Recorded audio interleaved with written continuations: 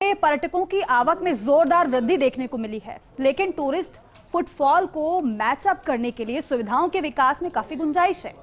प्रदेश और देश का बजट आने वाला है, ऐसे में गाइड्स ने स्वच्छता, अतिक्रमण, लपका सहित विभिन्न समस्याओं को लेकर चिंता जताई है। एसोसिएट एडिटर निर्मल तिवारी ने की है गाइड्स से बजट मांगों को लेकर बातचीत, आपको सुनवाते हैं। प्रदेश में अब एक बड़ी बात देखने को मिलती है कि no off season all season tourism season. यही कारण था कि 2022 में 10 करोड़ 87 लाख से ज़्यादा पर्यटक आए, 2023 में 18 करोड़ 7 लाख से ज़्यादा पर्यटक आए। लेकिन इन पर्यटकों का ठहराव ज़्यादा से ज़्यादा राजस्थान के अंदर हो, अलग अलग साइट्स पर हो, यहाँ के लोगों को ज़्यादा रोजगार और राजस्व मिले। क्या इसके लिए इस फुटफॉल को के साथ मीटअप करने के लिए इस तरह की सुविधाएं हैं क्या? हमारे साथ इस समय गाइड एसोसिएशन के तमाम सदस्य यहाँ पर मौजूद हैं। मनोहर सिंह जी हैं, सज्जन सिंह जी हैं, मदन सिंह जी, अजय सिंह जी। सबसे पहले बात करें मनोहर जी आपसे, तो किस तरह की सुविधाओं को लेकर के, अभी तो चूंकि स्टेट का बजट भी आना है, सेंटर का बजट भी आ रहा है, तो किस तरह की रिक्वायरमेंट्स देखने को मिलती है? रिक्वायरमेंट तो एक तो होटल इंडस्ट्री के जो मनचाहे दाम है वो हर साल हर महीने, कभी भी उनकी फिक्स रेट नहीं है, डायनामिक रेटिंग उन्होंने कर दी है अभी, तो उसके अकॉर्डिंग फिर क्या टूरिस्ट को कोटेशन एक सेम नहीं जा पाती, उस वजह से इशू आता है सबसे बड़ा। फिर वो पेमेंट कलेक्शन में दिक्कत आती है। ये 2-3 इशू हैं और इसको पर्यटन इंडस्ट्री को एमएसएमई में शामिल किया जाए, लघु उद्योग हैं, वो बेस्ट है।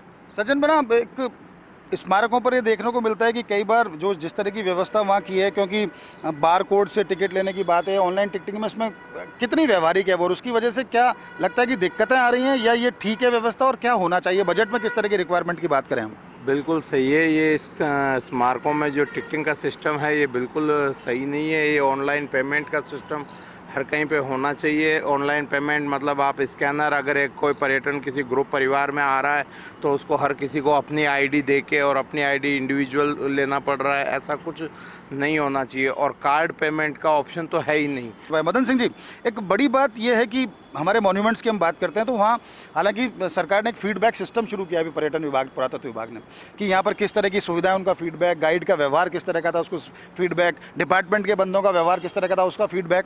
लेकिन क्या जितने भी हमारे स्मारक मॉन्यूमेंट्स हैं उनके बफर में इतनी सफाई, इतना हाइजेनिक है वो सब, और किस तरह की व्यवस्थाएं होनी चाहिए? देखिए, बजट में मैं एक ही चीज़ कहता हूँ सबसे पहले कि हमारे जो भी बजट या कोई चीज़ें होती है वो सिर्फ कागजों में लागू होती है। जिस दिन अधिकारी ग्राउंड पे जाके खड़े हो जाएंगे, मैं एक रिक्वेस्ट करता हूँ कि जितने भी अधिकारी हैं वो एक दिन डिसाइड कर लें कि मुझे इस मॉन्यूमेंट पे जाना है। अगर एक आईएएस अगर वहाँ पे खड़ा रहेगा, जो भी एक आला अधिकारी अगर वहाँ पे खड़ा रहता है, तो आप देखिए वहाँ पे सफाई भी होगी।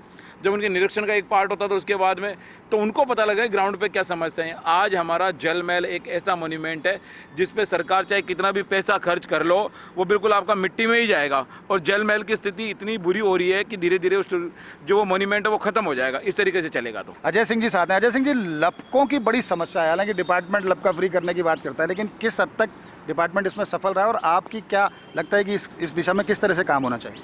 सर नमस्कार।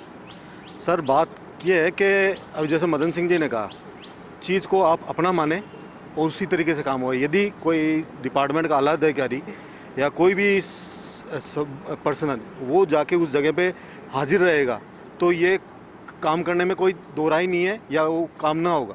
यदि पर्सन वहाँ पे है उपलब्ध तो वो हर तरीके से कंट्रोल। लपकों की समस्या को कितनी बड़ी मानते हैं और कैसे निजात मिलेगी? सर अब ये समस्या नहीं रही है, एक नासूर बन गया है सर जी।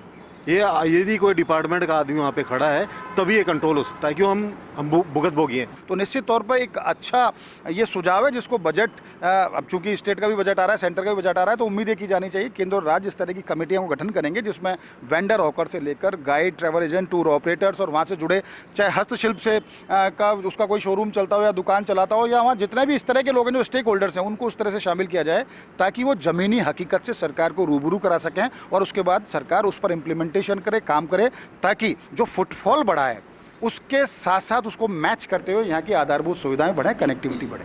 कैमरा पर्सन संजय के साथ Nirmal Tiwari, First India News, Jaipur.